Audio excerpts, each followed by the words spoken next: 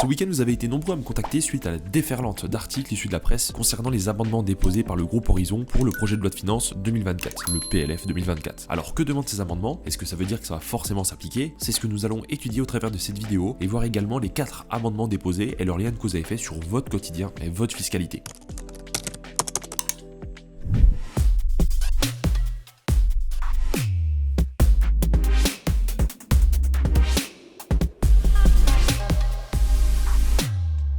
Alors tout d'abord, au-delà du bruit médiatique, pour l'instant les amendements déposés ne sont que des amendements. Ils devront d'abord être étudiés en séance publique à l'Assemblée nationale le 17 octobre, donc demain, et le vote solennel de l'ensemble du projet de loi de finances est prévu pour le 21 novembre, avant l'intervention du Sénat, sachant que le projet de loi devra être adapté au plus tard le 31 décembre 2023. Si toutefois aucune majorité ne parvenait à être trouvée, le gouvernement pourrait utiliser l'article 49.3 pour faire passer le PLF dans son état initial, c'est-à-dire sans ces nouveaux amendements. Donc que ce soit bien clair, ce qu'on présente ici, ce n'est que des propositions faites par des députés et rien aujourd'hui ne permet de dire que ça va être validé par l'Assemblée nationale et encore moins validé par le Sénat. Par ailleurs, si vous avez beaucoup de questions qui surviennent derrière, n'hésitez pas à les poser en commentaire, on tâchera d'y répondre sur des pistes spéculatives. Premier amendement, une flat tax à 30% pour les revenus fonciers.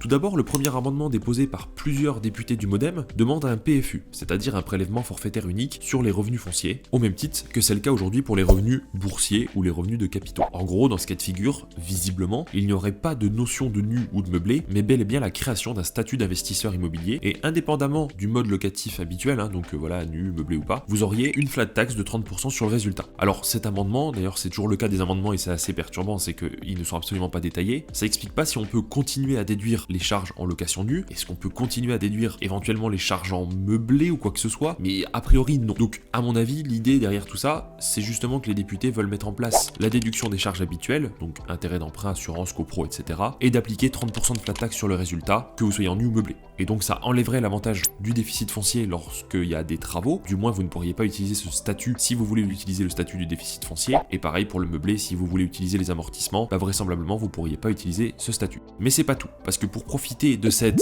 et là je mets des énormes guillemets, avantage, selon eux, il faudra s'engager à louer le bien immobilier plus d'1 an, pratiquer un loyer qui n'excède pas un plafond, et présenter un DPE énergétique en D minimum.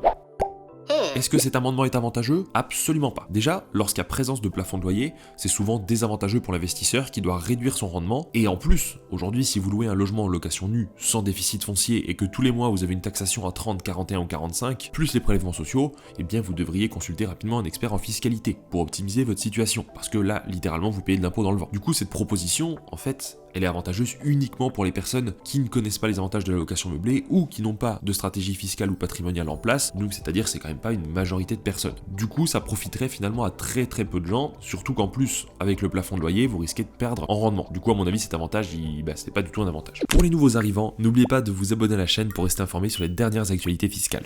Deuxième amendement sur la fiscalité des locations immobilières. Ce second amendement, déposé par le groupe Horizon, vise à refondre la fiscalité des locations immobilières. Alors cet amendement ne concernerait visiblement que les personnes qui déclarent au régime micro.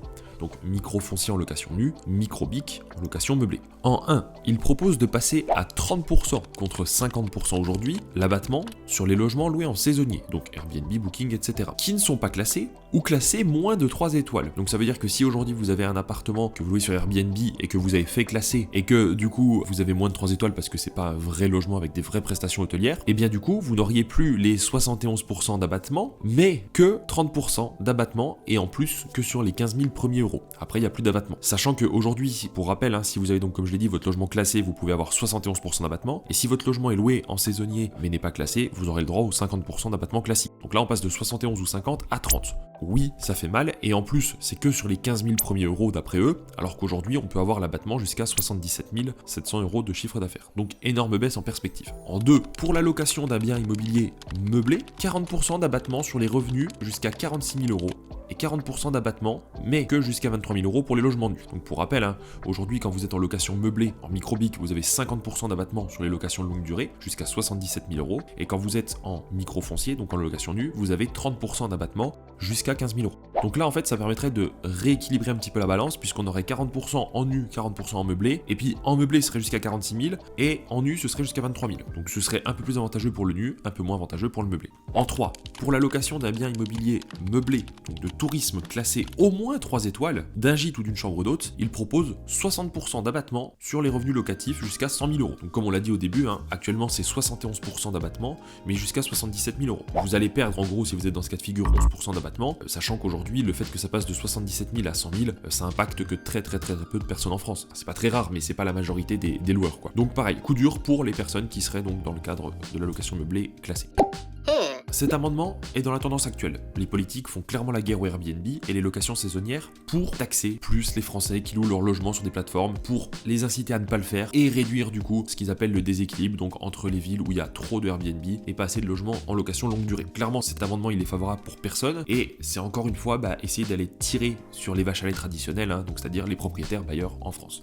Troisième amendement. Prorogation de l'exonération d'impôt sur le revenu de certaines typologies de location. Aujourd'hui, pour faire simple, quand vous louez une partie de votre résidence principale, genre une chambre par exemple, ou une chambre et une salle de bain, et que vous respectez un plafond de loyer par mètre carré, si c'est aussi la résidence principale du locataire, donc ça peut pas être juste une nuitée comme ça, ça doit être vraiment sa résidence principale, au moins de manière saisonnière, c'est-à-dire qu'il vient pour une saison par exemple, eh bien vous pouvez ne pas avoir d'impôt du tout, donc ni prélèvements sociaux, ni impôt sur le revenu, mais bon, il faut quand même que le plafond soit assez bas, ou alors c'est pour les personnes qui louent une partie de leur résidence principale et qui ne gagnent pas plus de 760 € de revenus par an. Eh bien, ces deux typologies de cas, vous êtes exonéré d'impôts. Eh bien là, l'amendement propose de prolonger cet avantage fiscal, on va dire, jusqu'en 2027.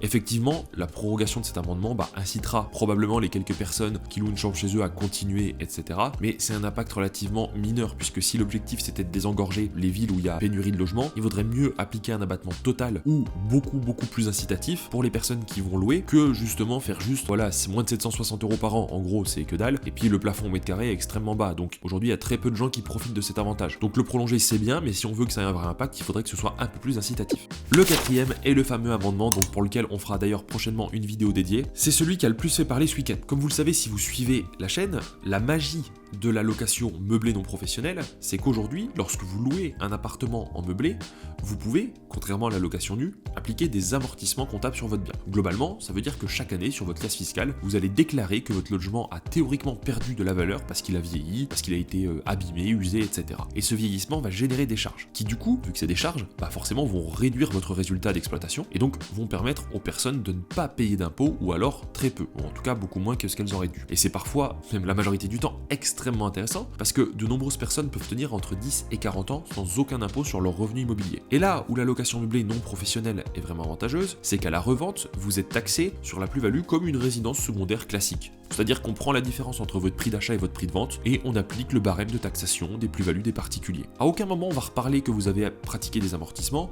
vous avez eu des avantages fiscaux, très bien, on n'en parle pas, la vente c'est une vente classique d'un particulier. Ce qui n'est pas le cas quand vous êtes en société, ou qui n'est pas le cas quand vous êtes en loueur meublée professionnelle. Si vous souhaitez tout comprendre à ce mécanisme, pour bien appréhender la chose et peut-être même profiter d'ailleurs d'avantages fiscaux à votre tour si vous n'étiez pas au courant, je vous invite à regarder les vidéos sur notre chaîne, puisqu'on le traite de fond en comble. Or, cet amendement, il propose de réintégrer les amortissements dans la plus-value, c'est-à-dire in fine de vous taxer sur les avantages fiscaux que vous aurez eu tout au long. En gros, ça se fait déjà aujourd'hui, comme je l'ai dit, dans les sociétés et les loueurs meublées professionnelles, mais c'était pas du tout le cas dans la location meublée non professionnelle. D'où le fait que tout le monde veuille être justement loueur meublé non professionnel. Alors l'amendement, il parle d'appliquer ce régime extrêmement défavorable, mais que pour les logements loués à des fins touristiques. Ainsi, actuellement, les personnes qui louent à l'année ne devraient pas être inquiétées.